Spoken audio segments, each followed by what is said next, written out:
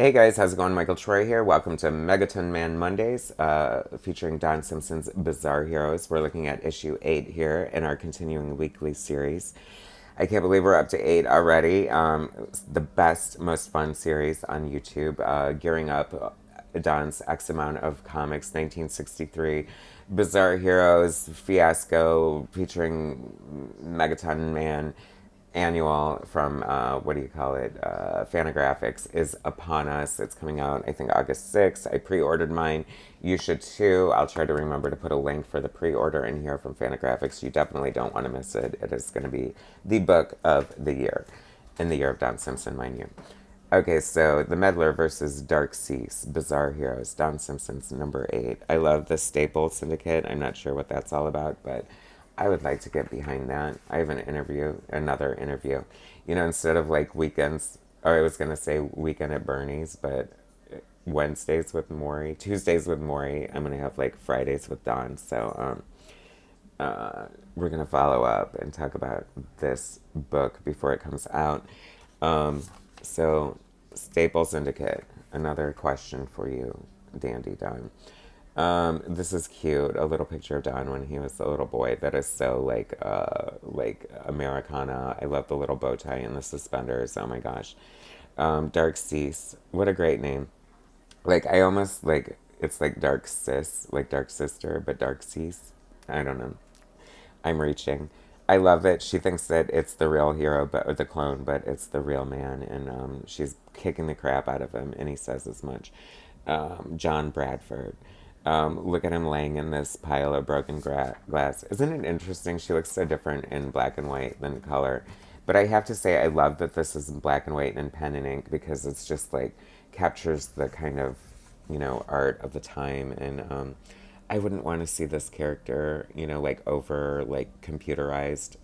Um, I thought this was kind of fun because I feel like the beats of the story have been kind of different. Like every issue, sometimes we'll get like a different kind of story, like maybe a flashback.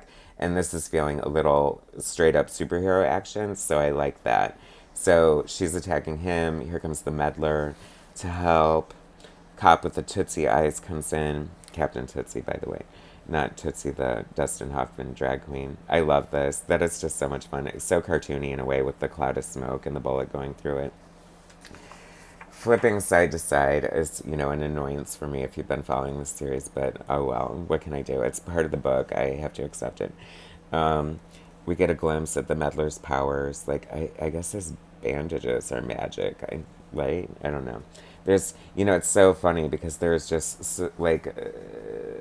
so many characters in there in the story. It's like Don Simpson's mind is like always on overdrive. I feel because like if he wanted to, there could be like a new character every page. Like he just is insane like that.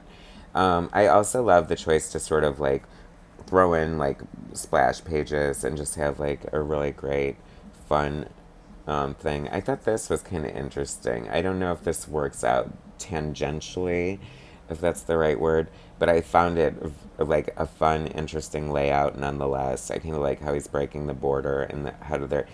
Um, this feels very John Byrne using the bottom of the panel as like the actual line of sight or whatever. Anyway, that's just my artistic create. I love this little thing in the background here. I love the attention to details on the bricks here. And the Slick is just clearly one of my favorite characters. I hope that, with his penis gun, I hope that he, comes back in a big way. No pun intended. Um, and then this is so good too, and like so hysterical, and like just so like telling of how Don Simpson's mind works. Like he doesn't, like I said, like he could come up with a new character every single page, and here he does. So here's 3 on one page, well, like 5 on another. So the Slick comes home, and he forgets that his roommate is having a pad party, which I love, and I love that she's smoking too, because like Don's from the Midwest, and everyone in the Midwest smoked at this time.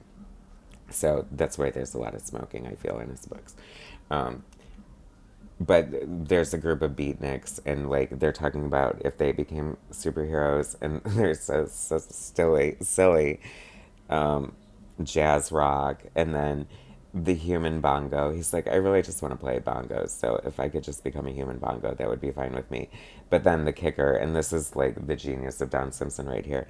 And this dude is like, and since I'm a data influenced conceptual artist, I'd like to be something completely absurd and futile, like Rubber Sucker Arrow Man. Random, right? Just funny. And then the slick adheres the purple penetrator, which of course is a great name, right? Cape to his symbiote costume and decides to take it out for a spin after this. Beautiful hatching. See what I mean? Like every other page is a splash page if you want it to be. That's the best thing about self-publishing and indie comic books. You know, they're not.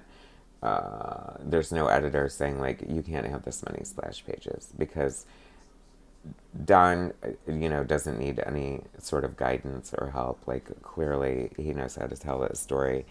Aside from the comedic genius and sometimes, like, profound metaphorical aspects happening here, there's no doubt that Don is, like, one of the greatest, most technically proficient cartoonists of our generation.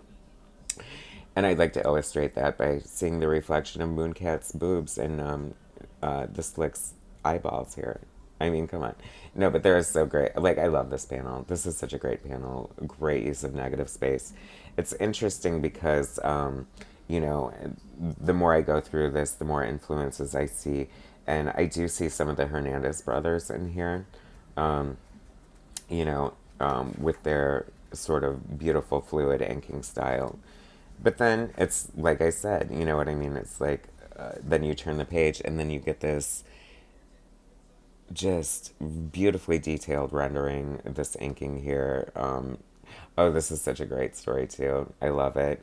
The brain, like because there's always like a brain in a jar. It's some comic with science fiction trope forever, right?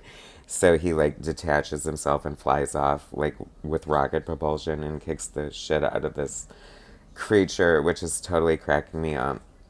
But then he like crashes and gets shards of glass in his brain. Thank God it was a nightmare, and Phantom Jungle Girl tucks him back in. And that is like the funniest thing I've ever seen in my entire life. Could you imagine a brain in a jar, like on its side sleeping?